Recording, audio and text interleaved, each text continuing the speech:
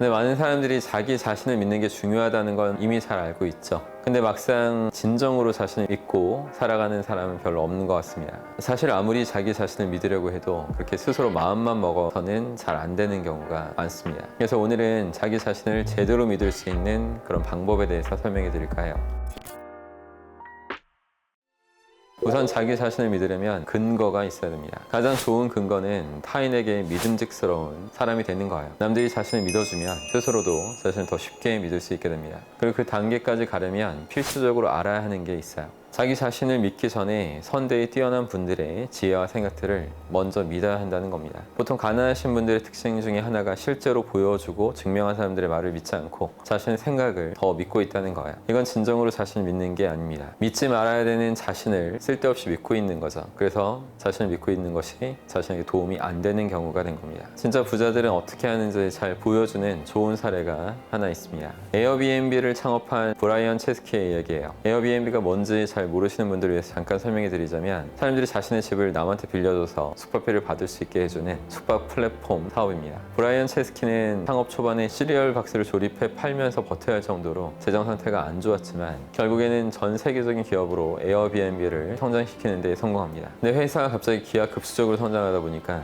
자신의 역량의 한계를 느끼게 돼요. 그래서 각 분야 최고들을 찾아다니기 시작합니다. 디즈니의 로버트 아이거 회장한테 경영에 대해서 배웠고, 페이스북의 마크 저커버크한테 SNS를 배우고, 애플의 조너선 아이브한테서 디자인에 대한 조언을 얻게 되죠. 체스키는 그런 사람들의 지식을 먼저 제대로 믿음으로써 자신의 의사결정도 믿을 수 있게 됐고, 사람들을 더욱 쉽게 고도의 집중과 몰입 상태로 만들어줄 수 있었기에 다른 사람들한테도 믿음을 얻어낼 수 있었던 겁니다. 이런 체스키를 보고 링크드인의 창립자인 리드 호프만은 이렇게 말했어요. 체스키의 가장 큰 장점은 학습입니다. 우리는 그를 무한학습자라고 부르죠. 그리고 호프만은 자신이 투자할 기업의 창업자를 평가할 때 그 사람이 체스키처럼 잘 배우는 사람인가, 이것을 하나의 기준으로 판단한다고 해요. 그 정도로 선대의 지혜를 먼저 믿고 배울 줄 아는 것이 엄청나게 중요하다는 거예요. 그리고 선대의 지혜를 배워야만 사람들을 고도의 집중과 몰입 상태로 만들 가능성이 높아지고, 그때 비로소 여러분을 남들도 믿어줄 수 있게 됩니다. 이게 무슨 말이냐면, 원래 인간은 늘 무언가에 집중하고 몰입하는 걸 좋아하고 매 순간 집중된 상태를 추구하는 존재입니다. 그리고 여러분이 사람들을 그런 상태로 만들어주게 되면 사람들이 여러분한테 비판의식 거부감을 놓게 되면서 자연스럽게 여러분을 신뢰하고 믿게 되죠.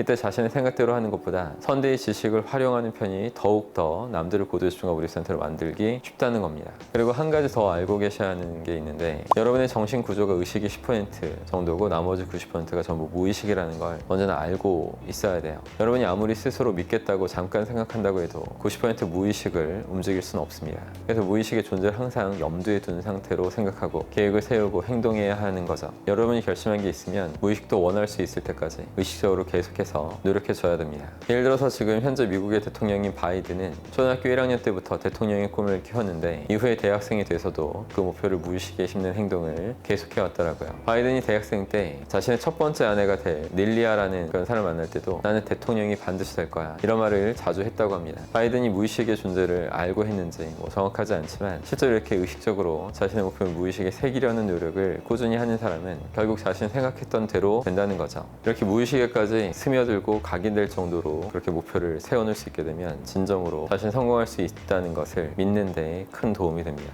여러분들도 이런 지식을 토대로 스스로를 정말 제대로 믿어보셨으면 좋겠어요.